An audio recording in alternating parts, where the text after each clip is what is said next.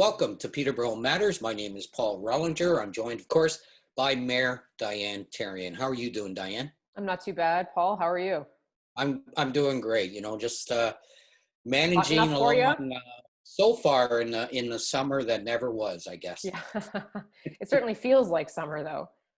It sure does. It sure does. I guess you're always looking for bright spots, especially in the midst of a pandemic. And I think one big one you would agree is Peterborough's track record in terms of positive COVID cases. We've had no positive COVID cases as of this time since June 20th. That's a long, long stretch. And, as encouraging as that is, and I'm sure you're encouraged by that, my question is there a bit of a concern that you want that, but how do you counter that with the message that we've still got to stay on this or else there's going to be an issue? People will see those numbers and think, yeah, we're good.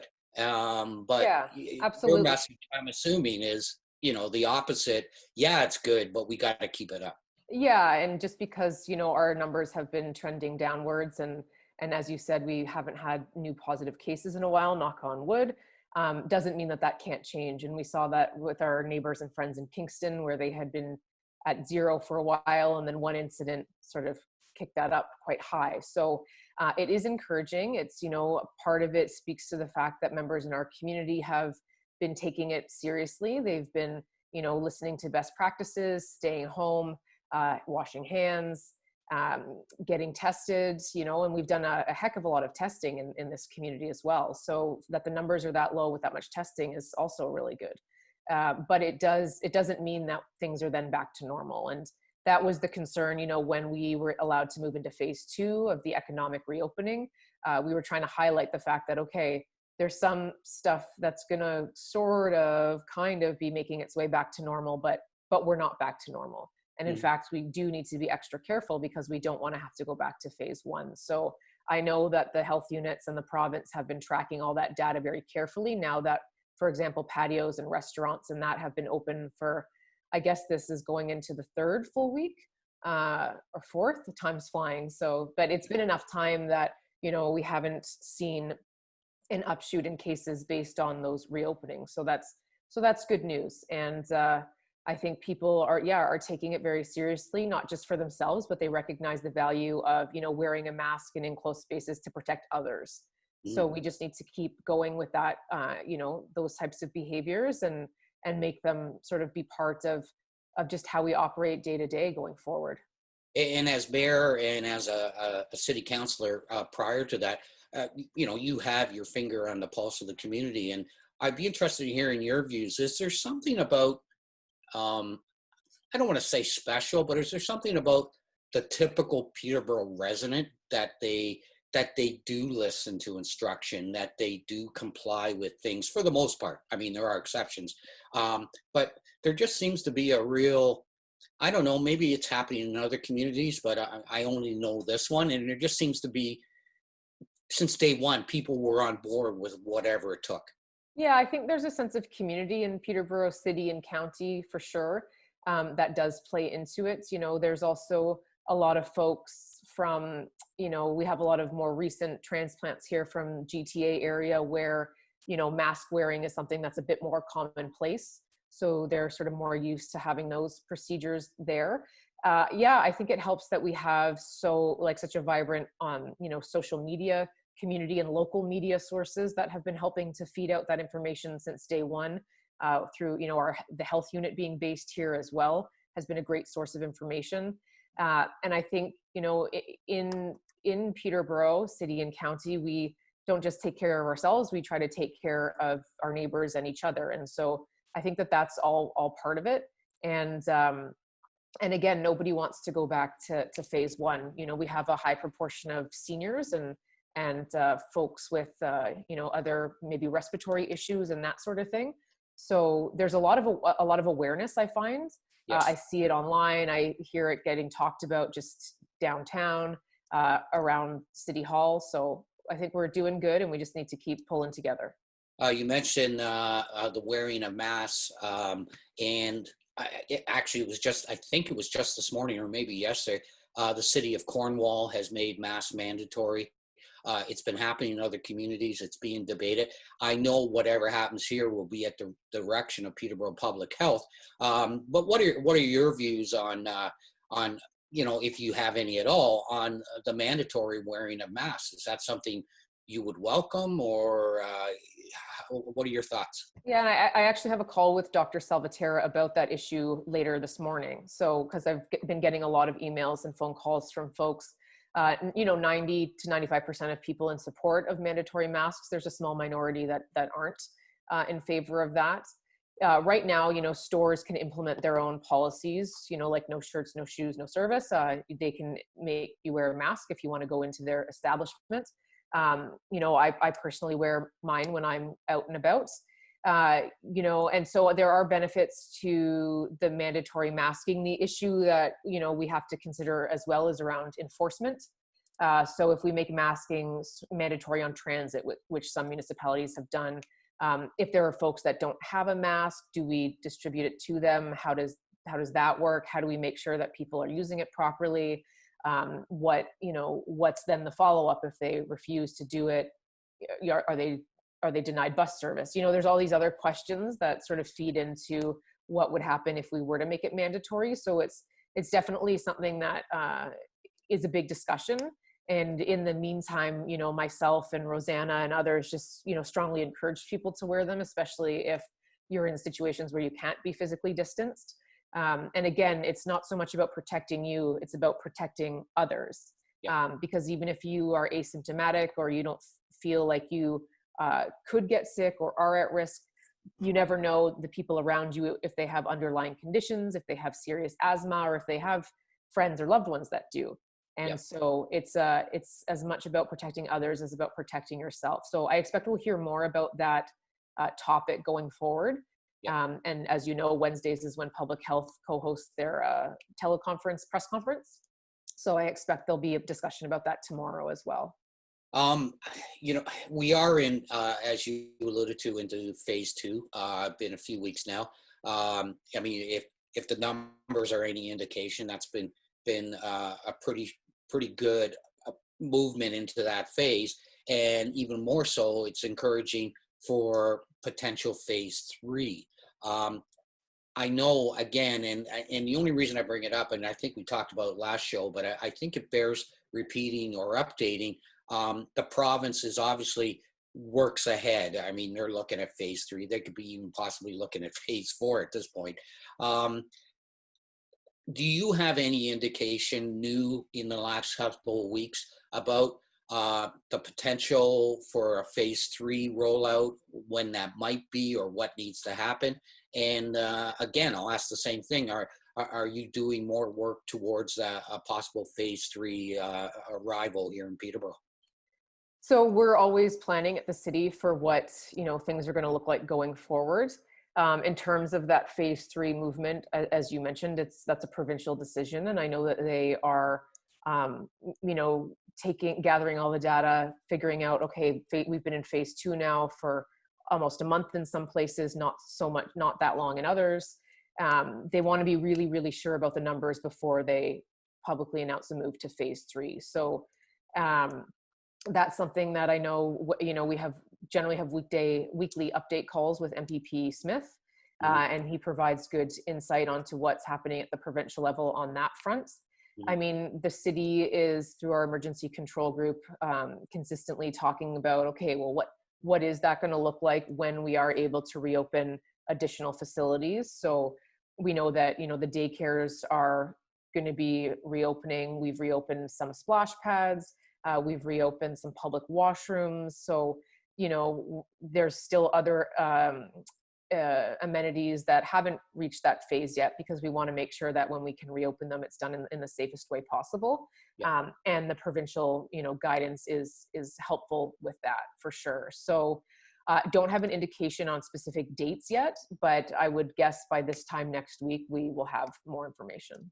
And one thing that is encouraging, the province, when they brought in, I believe it was phase 2 or it might have been phase 1, I can't remember now, they allowed certain municipalities based on their performance to open before others. And a good thing, especially for Peterborough, because if our numbers hold true, that's a good sign in terms of getting to phase 3 perhaps a little quicker.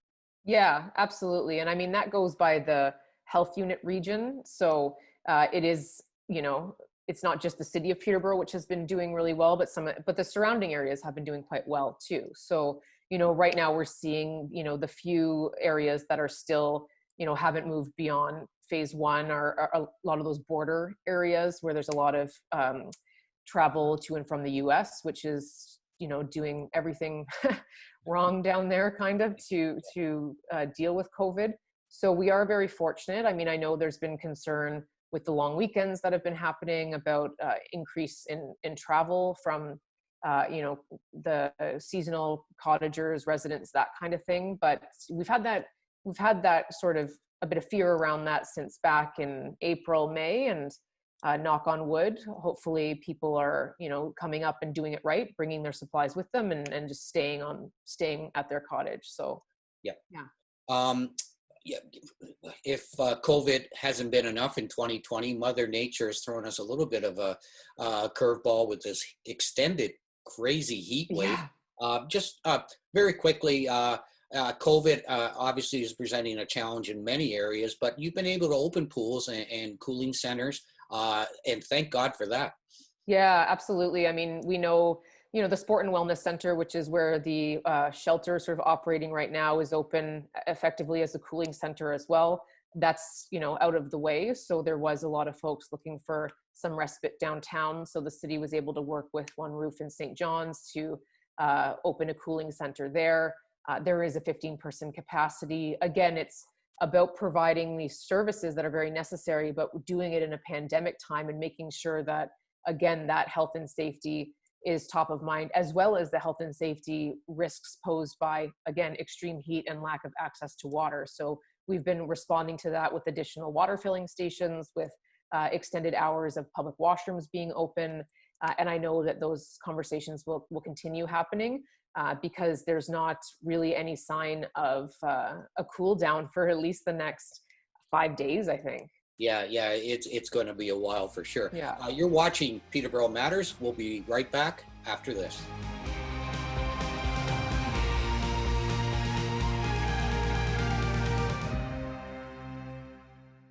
Welcome back to Peterborough Matters. I'm with Mayor Diane Therrien. Some non-COVID stuff is happening. I know that's hard to believe. And wanted to maybe touch on a couple of those topics. One of them, and it seems people get fired up about this and have for quite some time, is the city bylaw concerning the removal of trees from property, from their property. You know, what you can do, what you can't do. Correct me if I'm wrong, but the bylaw has undergone several different revisions and looks over the years. And it looked like we were on track for a new bylaw, but now I believe council has voted to defer that for another year. Councillor Parnell, who voted against delaying, as you did, predicted we will have a tree slaughter over the next year. Very strong words, but would you agree with her in some way? Yeah, I mean, it's important to have a bylaw to regulate, you know, the removal of trees. Certainly, sometimes trees, you know, need to come down for various reasons, but, you know, part of the city's commitment is to replant trees, and we expect homeowners and residents to do the same. If they need to remove a tree on their property, that they'll plant another one. And you know, the city plants three for every one that we have to take down. Because our urban forest canopy is extremely important, especially as we talked about in these days of extreme heat, you know, and changing weather patterns. Having shade and having those, you know, areas of nice growth forest to cool people down is very important. So the tree bylaw has been contentious, I guess, for a while.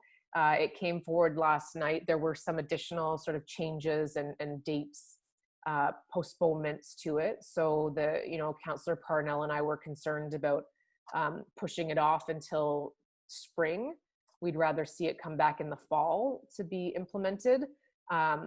it's a tricky one because you don't want to overregulate, again, something like pruning. That doesn't need to be part of that. But Right. if you want to cut down a 100-year-old maple tree, well, then, yeah, the city should know so that we can, keep track, make sure it's done in a safe way, and make sure that it's, that tree is being replaced in the proper method.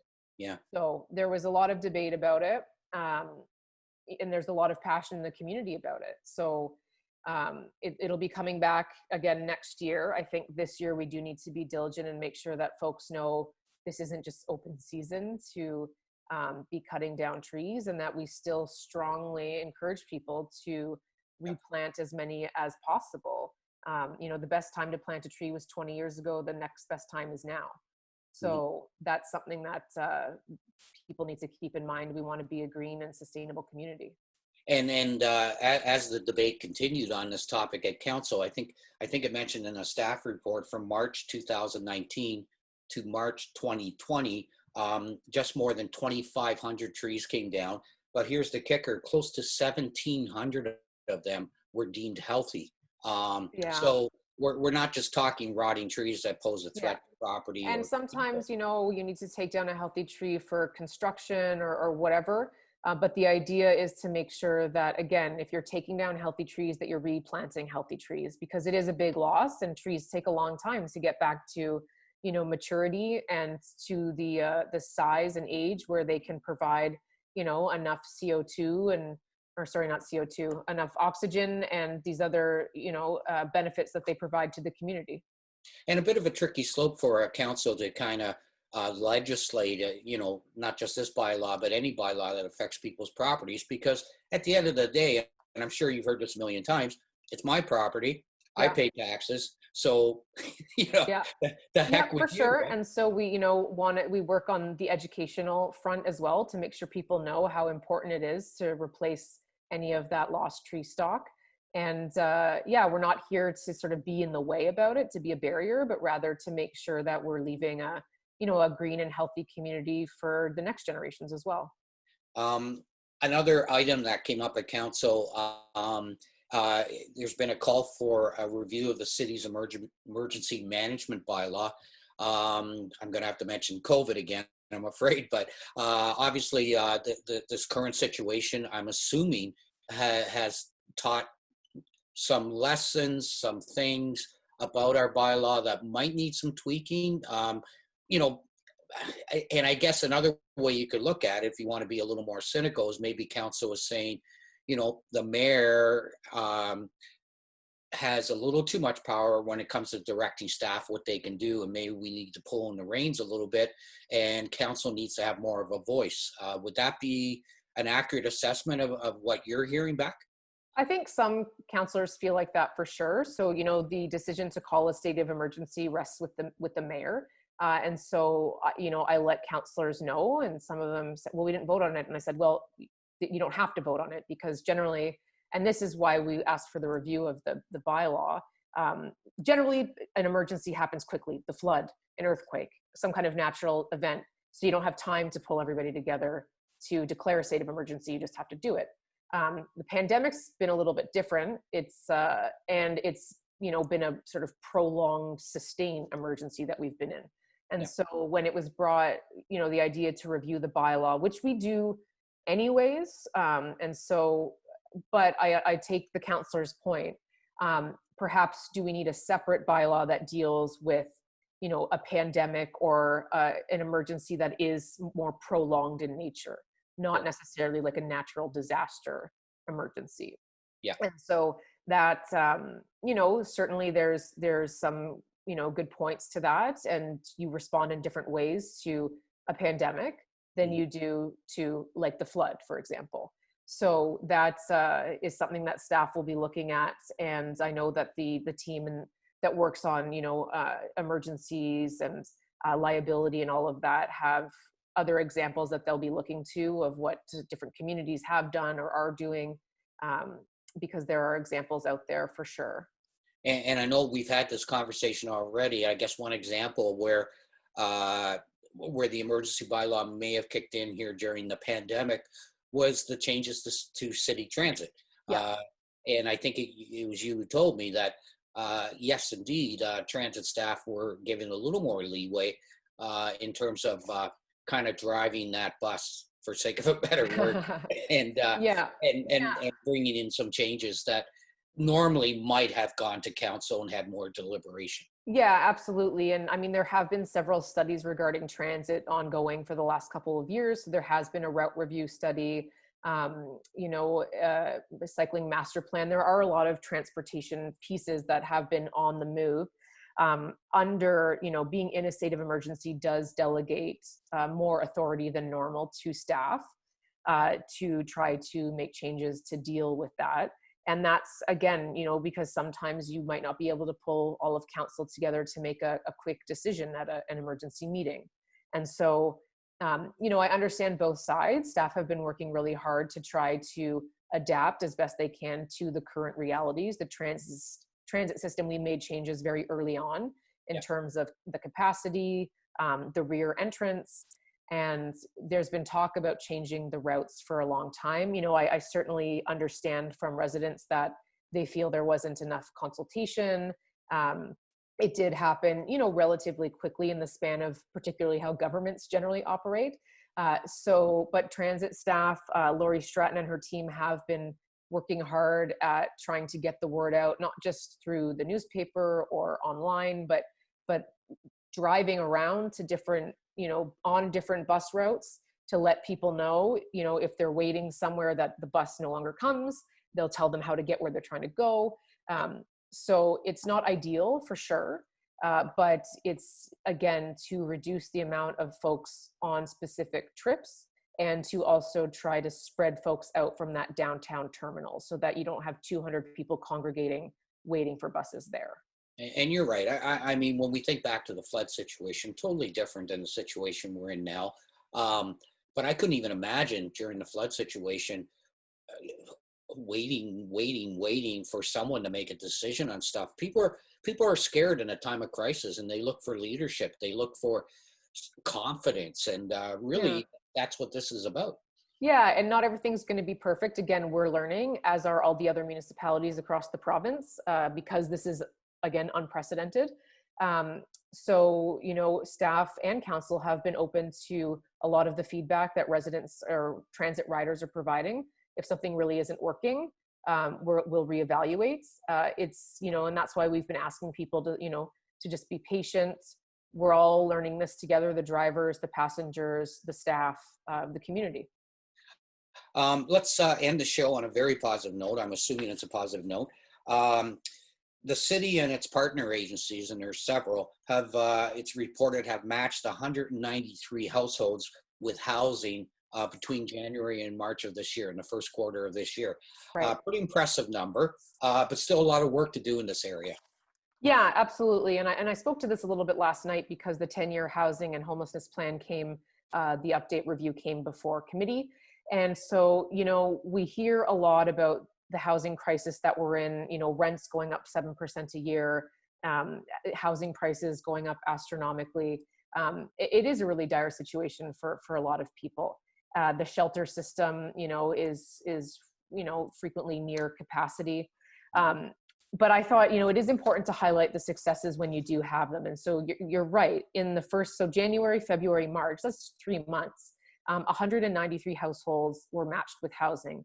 That's a significant number. And the city continues to, on average, house about 20 people out of the shelter system into housing every month. So there is a lot of work going on. There are a lot of folks that are being helped behind the scenes that you don't necessarily hear about or see. There's a lot of staff and volunteers that put in hours and hours and hours of time to help people find housing, help them move, find first and last months, find a mattress, find all those things. There is, there's going to be a lot of affordable housing development projects coming online in the next, year or so. There's going to be some big announcements coming forward for several hundred units, which is great. So I just think, we do, of course, have work to do, but we need to also celebrate the work that has been done and the successes that we have had. And I know the goal, a rather lofty goal, is to end homelessness as we know it here in the city by 2025. This is all very, very encouraging. Is that goal attainable based on what you know?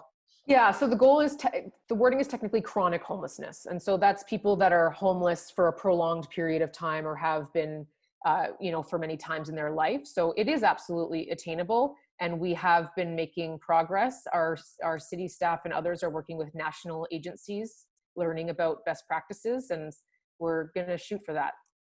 Perfect. You've been watching Peterborough Matters. Thank you, Diane. And please join us again in a few weeks' time. Thank you.